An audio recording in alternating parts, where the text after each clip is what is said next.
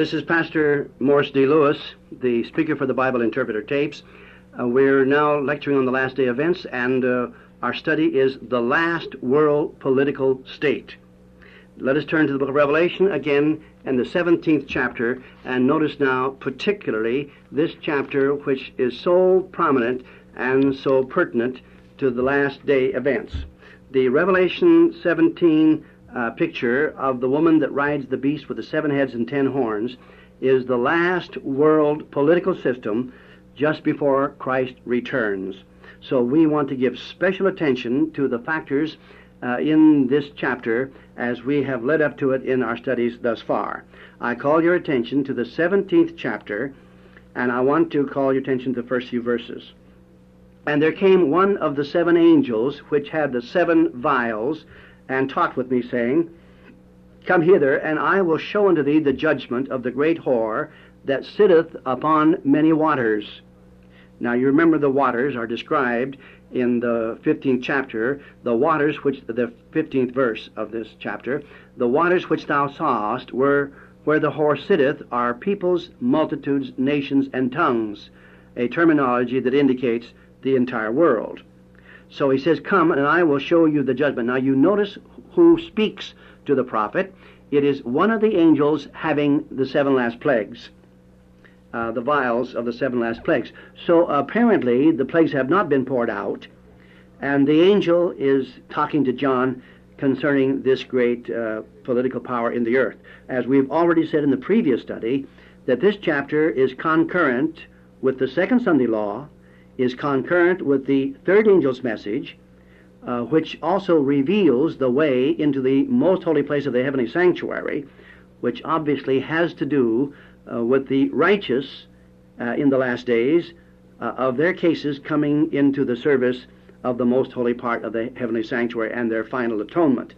So you can see what events are going on as the angel announces to John concerning this woman and the judgment of her political situation in the last days. Now notice number 2, Revelation 17, verse 2.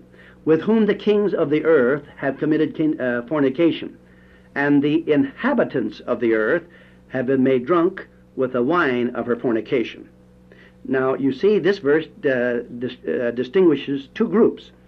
It distinguishes the kings, which are the political leaders of the world, and then the inhabitants of the earth, which no doubt are the citizens. And notice what it says. The kings have committed fornication with the woman. Now we have made note of this all along, that fornication is illicit relationship.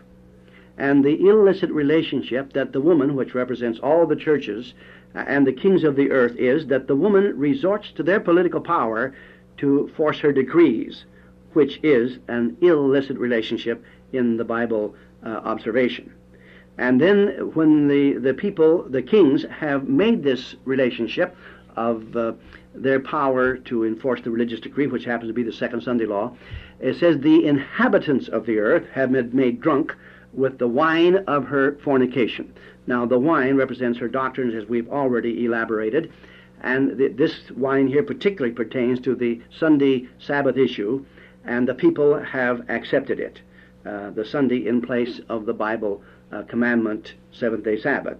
So he carried me away into the Spirit in the wilderness, and I saw a woman sit upon a scarlet-colored beast full of the names of blasphemy, having 7 heads and 10 horns.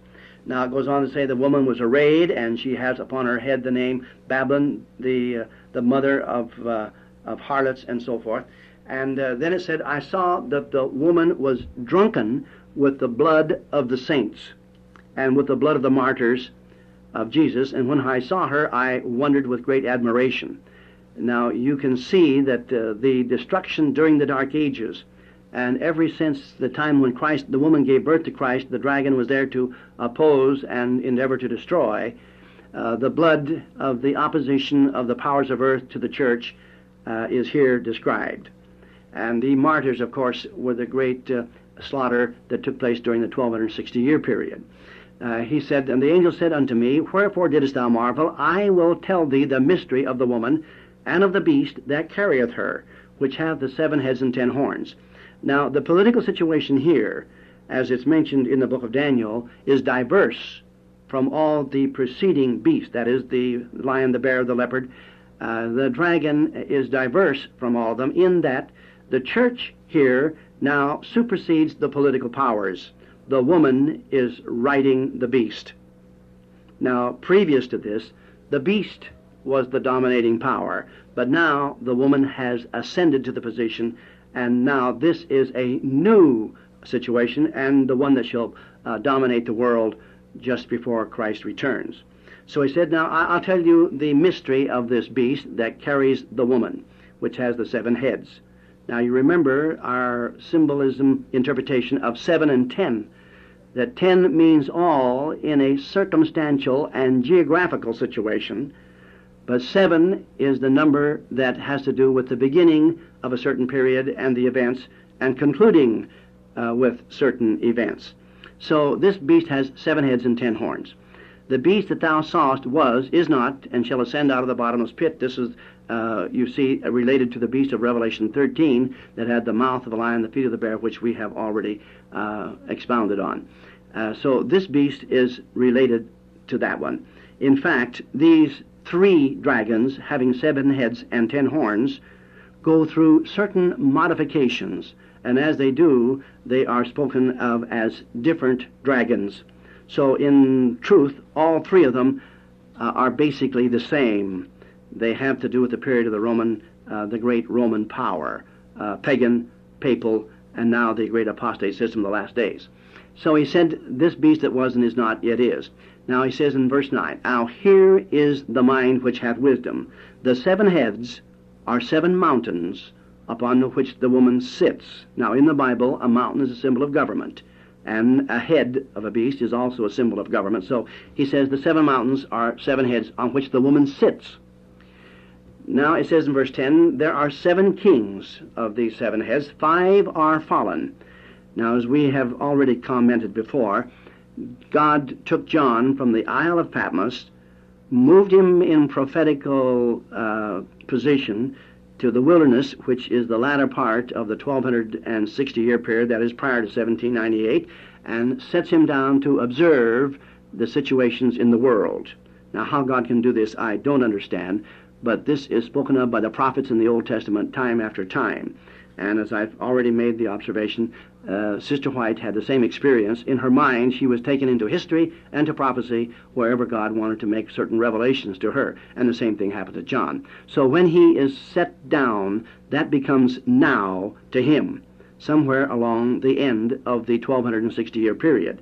So from that particular point, we determine the 5 that are fallen, which would be Babylon, Medo-Persia, Greece, pagan Rome, and papal Rome, which came to its end temporarily in 1798. Then he said, there 5 are fallen, and 1 is. Now the 1 is would be concurrent to where John is seated in the great revelational prophecy, which would be at the time in the beginning of the United States. That is the 1 that is. And then he says, and there shall the 7th one will come and will continue a short space. So he says then, now he has described the 10, or the 7 heads, now he takes up the 10 horns in verse 12. And the 10 horns which thou sawest are 10 kings, which have received no kingdom as yet, but receive power as kings 1 hour with the beast.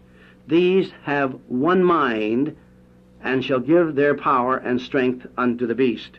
Now here it says that these 10 horns will receive power 1 hour. Now sometimes people like to prophetically delineate this to be 15 days, and I have no objection, but I would hesitate to, on this one particular text, to make that conclusion. I would just say, as it has said in the 10th verse, it's a short space of time.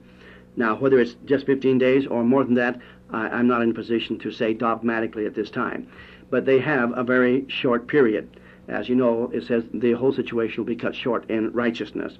These have one mind, and shall give their power and strength unto the beast. Now, this verse is very important. You see, the 10 horns represents all the political powers of earth. France, Switzerland, Germany, Russia, United States, Argentina, all the nations of the world are going to give certain of their powers into a world super government described by the beast. Now you can see that that government will be on somewhat the same plan as the government in the United States of the 48 and 50 states giving their power to the national government. So these powers will be given to this world government, and all these countries will maintain their identity in the same way that all the churches will maintain their identity as they come into a world church system. So these have one mind. Now, their one mind, as we've already commented before, you remember, as it was in the times of Christ, the Herodians, Pharisees, and Sadducees had one mind only in their purpose to crucify Christ. So the same thing is here. These powers have one mind, and their intent is to destroy this church of God on earth, which threatens them and is revealing the apostasy of their program. And you can see why they would have a very dire intent and violent intent to destroy God's people. And so the next verse makes this clear. These shall make war with the Lamb, and the Lamb shall overcome them, for he's Lord of lords, and they that are with him are called the chosen and faithful. And he speaks of him as King of kings. Now the king that Christ is, the kings over which Christ is the king are the saints, as we have stated, and we'll probably bring out in Revelation, the first chapter, verse 6, that God will make the saints kings and priests, and they will rule with God, as we shall see. So the great powers are now aligned in a world system, and this world system has a very short endurance before probation closes, and the seven last plagues will destroy it. Now, as we've said before, and we've mentioned in the previous studies, that God will visit the iniquities of the fathers on the children, and this visitation is his control and indictment and his infliction on the lives of the wicked, permitting that which they have done to come upon them. Now, you understand, as the Bible describes in the spirit of prophecy, the fact that Christ has died for every sinner, whether he's saved or lost, gives God an opportunity to withhold the ill of those sins from their lives, which is described in the great revelation of the sanctuary, particularly the court of the sanctuary. But at any time that God sees fit, he may permit the events of the lives of the wicked to come upon them. And there is a statement in the spirit of prophecy that makes this revelation, which to me is one of the most tremendous revelations of Sister White's comprehension of the interpretation of the Scripture according to the Bible prophets that I know of in her writings. It comes from Patriarchs and Prophets 7:28. I'd like for you to notice very distinctly this wording. When parents or rulers neglect the duty of punishing iniquity, God himself will take the case in hand. Now, the reason why I'm reading this, it says here, under certain circumstances of neglect of punishment of iniquity, God will take the case in hand. Now, as you recall in this particular study, we have shown that there will come a time when God will take the case in hand and will reveal his power and rule in a very distinctive way. And it is at the time that this world power that we're describing here in the 17th chapter comes into existence. So what I'm reading is applicable to the very description of this power in the 17th chapter of the book of Revelation. When the parents or rulers neglect the duty of punishing iniquity, God will himself take the case in hand. His restraining power will be in a measure removed from the agencies of evil. Now, right here I'd like to make this comment. The reason why God has a restraining power upon the activity of the wicked is that he has died for their sins. And in withholding the consequence of their ill conduct, their lives may go on in a particular manner. But as this speaks of it in the Bible and the Spirit of Prophecy, at any point Christ can remove his grace and protecting care, and as a consequence their conduct will then come upon them.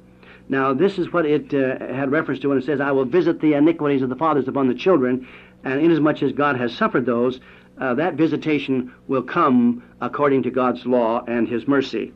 So you can see what a tremendous insight this particular text has in God's dealing with the wicked, and particularly the people of the last days.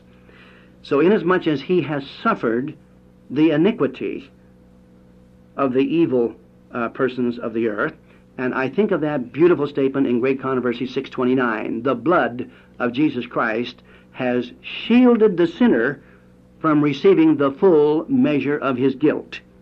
Now that is definitely applicable, and this blood in the court, and the blood in the holy place, and the blood in the most holy place, put upon the ark, the covering of the transgressions of sin, has an effect upon the whole world in restraining the ill conduct of society. That when the services in that most holy place are finished, then the world will recognize the conduct of society unrestrained in any manner by the power of God. So we see the statement says, his restraining power will be in a measure removed from the agencies of evil, so that a train of circumstances will arise that will punish sin with sin. Now, I don't know of two sentences in the Spirit of Prophecy that are so full of explanation as to how God governs the situations in the world in that particular statement. It's very important for us to understand that if we're to understand the last day events. Now, his restraint over society is to a certain extent directed from the most holy place. The fact that Christ died for the sins of the entire world gives him some right to restrain the evil consequence of their conduct. But on any given time, as it says here, he will arise and take to his power, and he does by permitting now their sins to come upon them in the sense of sword, famine, and pestilence. Now let us look at the 19th chapter of the book of Revelation, how God governs. Well, before we turn to the 19th chapter, let me call your attention in regards to this particular situation to the 17th chapter, the 16th chapter of the book of Revelation. Now you remember the first verse says, I will show you the judgment of this great whore and the beast. Now in the 16th verse it says, and the 10 horns which thou sawest upon the beast, these shall hate the whore, that is, this great world church power, and shall make her desolate and naked, and shall eat her flesh, and burn her with fire. Now the horns which set her up and gave her the power to form this beast power of the world are the same powers that destroy her. Now you see, this is absolute in accordance with the statement that I read from Patriarchs and Prophets 7:28, where God will punish sin with sin. So these people have become the recipients of her lies and her false promises of salvation. And when the situation in the last days is revealed, by God taking to him his power, and shows that these people have violated their relationship to God, and Satan has control of them, God only reveals to them their wicked lives, and they see now that they are in a bad situation as far as heaven is concerned. Their souls are lost. In fact, one of the statements says, they cry out, we're lost, we're lost. And the swords with which to kill God's people are turned upon these great powers and destroyed. So you see, God has withheld certain facts from them. In fact, the great religious system withheld these facts, but now they are revealed.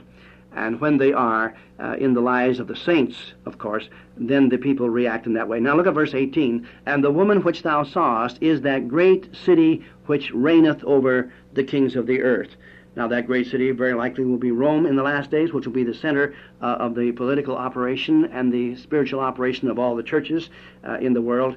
And it is so spoken of as here as a woman. Now in the 19th chapter, we come to another observation of the final events.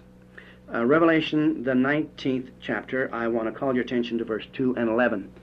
It says, for true, this is 19:2 of Revelation, for true and righteous are his judgments, for he hath judged the great whore, which did corrupt the earth with her fornication, and hath avenged the blood of his servants at her hand. Now, how he did that was to reveal the fact that the saints were true to the law of God and the Ten Commandments, and when the time came for them to execute the third Sunday law, which is the death decree that comes around the third plague, they set the date for their execution, and just about the time that they are to be executed at midnight, when the day for the execution and in the decree becomes effective, at that time, as the Bible describes, God will come forth and reveal his goodness. As we read that text in Romans, the 12th chapter, the last verse, God will overcome evil with good. He will write his law in the heavens. This is found in Psalms 50, verse 6. And the heavens shall declare his righteousness, for God is judge himself. So when the time comes that God will take to him his power, and when they have come to the time when this great power, as it says here, will turn upon the saints to kill them, according to the third Sunday law, which will come around the third plague or fourth plague, they will set the day for execution, which will come at the time of Armageddon.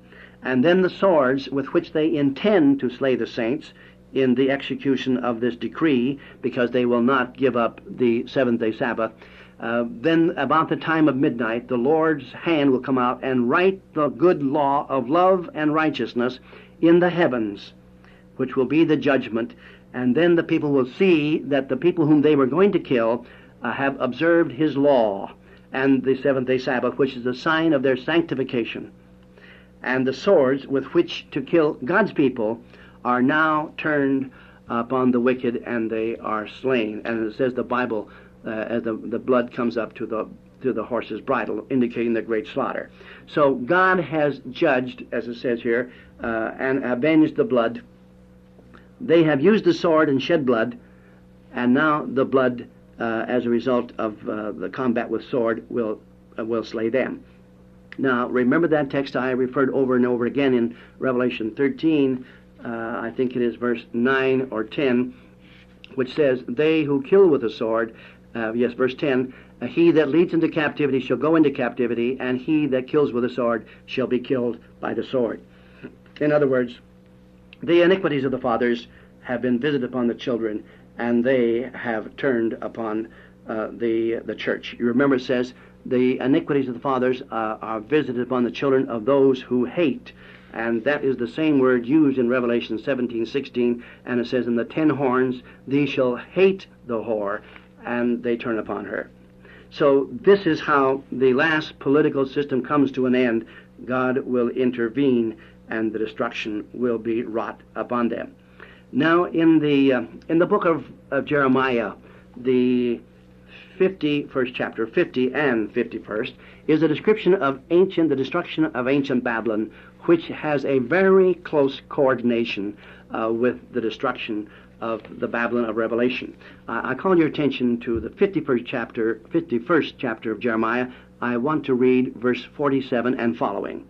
Therefore, behold, the days come that I will do judgment upon the graven images of Babylon. Now, right here, I want to call your attention again that this word judgment in this text is the same word which is interpreted visit in Exodus 20, verse 5, where it says, I will visit the iniquities of the fathers on the children. And you remember at that time I pointed out that the word visit, pakad, is also the word for the 10 Commandments. So God does judgment upon Babylon by the 10 Commandments, which we have just said, that he will write them in the heavens, and that brings judgment upon them. So this text says, I will do judgment upon the graven images of Babylon, and her whole land shall be confounded, and all of her slain shall fall in the midst of her. Now here again, the word fall has the same meaning as it does in the second angel's message. Babylon is fallen, is fallen. So it says they will fall. Now verse 48, then the heaven and the earth and all that is therein shall sing for Babylon, for the spoilers shall come up unto her from the north, saith the Lord. The spoilers come from the north. Now you recall in the Bible, in Psalms 48 verse 2, it says that God's throne and his dwelling among Zion is in the north. And the power on earth who endeavors to place their throne where God's throne is would be placed in the north, which, of course, as we've already described, is this great satanic power that sets himself up as God, to rule as God. So they are, so to speak, in the north. So here it says, for the spoilers shall come from the north. Now, we have just described this, that Satan is endeavoring to set up his power where God's throne is in the north. Now, it just happens to be in this text. The word for spoiler in Hebrew is the word Shaddai, which is the word for the devil. So these spoilers are the devil, and they come out of the north because they have set their power up in the north, as it says in Isaiah 14th chapter, verse 13. Babylon, and I'm going on to read in this text, for verse 49, as Babylon hath caused the slain of Israel to fall, so at Babylon shall fall the slain of all the earth. Now it goes on to say concerning Babylon that they are to render to her that which she has done to others. This is Isaiah 51 in verse 5. And Israel hath not been forsaken, nor Judah of his God, and the Lord of hosts, though their land was filled with sin. It says that they are to flee out of Babylon, for he will recompense upon them that which they have done to Israel. This is also stated even more clearly in the 50th chapter of Isaiah, verse 27. Now notice it says, slay all of her bullocks, let them go down to the slaughter. These bullocks represent her great people. Woe unto them, for their day is come, the time of their visitation. Now here's this word again that's used in Exodus 20, verse 5, where I will visit the iniquities of the fathers and the children. It's the same word here, which is the word for the Ten Commandments. Now the next verse, the voice of them that flee and escape out of the land of Babylon, to declare in Zion the vengeance of the Lord our God, the vengeance of his temple. Now here again you see it brings the temple in. Call unto the archers against Babylon. All ye that bend the bow, camp against it round about. Let none there escape. Recompense her according to her work, according to all that she hath done, do unto her. So what she sows is what she reaps, which of course is the great plan of salvation. Now let's turn to the book of Revelation and pick up in the 21st chapter, verse 24. Speaking of the new earth, it says, all the nations of them which are saved shall walk in the light of it, and the kings of the earth do bring their glory into it. Now you remember we referred to Revelation 1:6, where it says God will make the saints kings, and they shall rule. Now in the everlasting kingdom of heaven, it says they shall come forth as kings, and the gates will not be closed, and they shall bring their glory into it. In chapter 22 of Revelation, verse 5, it says, and the city needs no light, for the Lord God giveth them light, and they shall reign forever and ever. So in contrast to the great world political state of Revelation 17 that shall be destroyed, the saints shall become kings and reign with God throughout the ceaseless ages of eternity.